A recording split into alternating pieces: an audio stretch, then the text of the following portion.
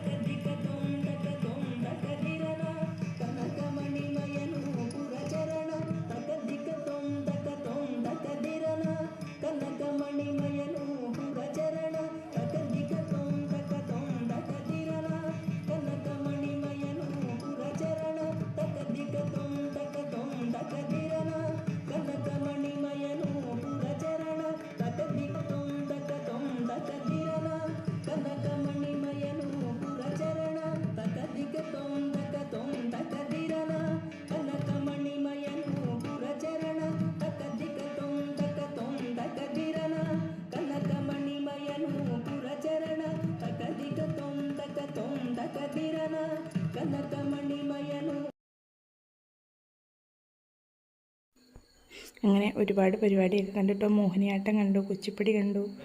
അങ്ങനെ കൈകൊട്ടിക്കളി മാത്രം കാണാൻ പറ്റിയില്ല കേട്ടോ. അത് കഴിഞ്ഞ് ഇത് കണ്ടോ, ഇത് ഫുള്ള് അന്നദാനം കഴിക്കാൻ വേണ്ടി ക്യൂ നിൽക്കുന്ന ആൾക്കാരാണ് കേട്ടോ.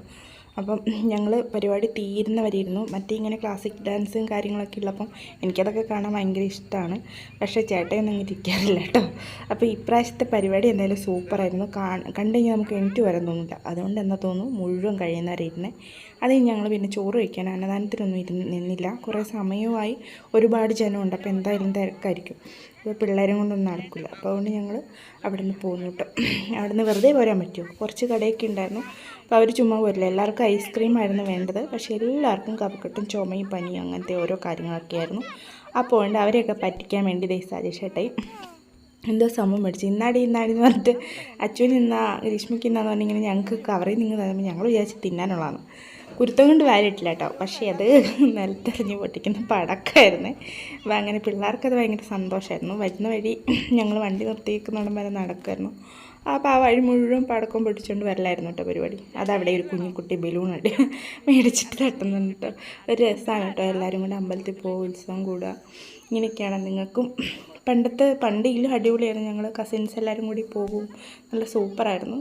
അത് നമ്മൾ വയനാട് സീതാദേവിയിലെ ക്ഷേത്രത്തിൽ 10 ദിവസമുള്ള ഉത്സവം കേട്ടോ. മിക്ക ദിവസവും പോകും. പിന്നെ താലെന്ന് പറഞ്ഞാൽ ഇത്ര ഇവിടുന്ന് 20 മിനിറ്റ് നടക്കാനുള്ള അത്രയും ദൂരം ഉണ്ടായിരുന്നു നമ്മുടെ വീട്ടിൽ നിന്ന്. 20 മിനിറ്റ് നടക്കാനല്ല, ബസ്സിന് പോയ 20 മിനിറ്റ് എത്തുന്ന അത്രയും ദൂരത്തുനിന്നായിരുന്നു താലം ഉണ്ടായിരുന്നു കേട്ടോ. അപ്പോൾ അങ്ങനെയാണ്. അവിടുത്തെ വലിയ ഉത്സവമാണ്. അപ്പോൾ അത് ജനുവരിയിലാണ് കേട്ടോ. അപ്പം ഞങ്ങൾ ഇവിടെ നിന്ന് അമ്പലത്തിൽ നിന്ന് കുറച്ച് പരിപാടിയൊക്കെ കണ്ട് പിള്ളേർ കുറച്ച് കളിപ്പാട്ടങ്ങളും ചെറിയ ചെറിയ സാധനങ്ങൾ, ബലൂൺ, അങ്ങനത്തെ കാര്യങ്ങളൊക്കെ കണ്ടു. അപ്പം സന്തോയും സൈഷയുടെ ആരെയും കണ്ട് വർത്താനൊക്കെ പറയുന്നുണ്ട് കേട്ടോ. അപ്പോൾ പിള്ളേരുടെ കൂടെ ഞങ്ങളെ കാണാതായി. ഞങ്ങളും മോശമൊന്നും ആക്കിയില്ല. ഞങ്ങളും റോട്ടിലെറിഞ്ഞ് പടക്കം പൊട്ടിക്കലായിരുന്നു പരിപാടി. അതിനുശേഷം ഞങ്ങൾ വണ്ടിയിൽ കയറി വീട്ടിലേക്ക് പോന്നു. ഇനി അത്യാവശ്യം മിക്ക ദിവസവും അമ്പലത്തിൽ പോകണമെന്നുണ്ട്. അങ്ങനെ അത്രയേ ഉള്ളൂ വിശേഷം അമ്പലത്തിൽ പോയത്. അപ്പം ഇനി അടുത്ത വീഡിയോ കാണാം. ഇനി ഓരോ ആഴ്ച ഓരോ പരിപാടിയൊക്കെ ഉണ്ട് കേട്ടോ. അപ്പോൾ പോകുമ്പം വീഡിയോ ഇടാം.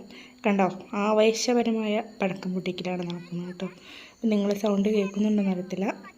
അങ്ങനെ അത്രയേ ഉള്ളൂ. അടുത്ത വീഡിയോ കാണാം. Tata bye bye. ഓക്കെ.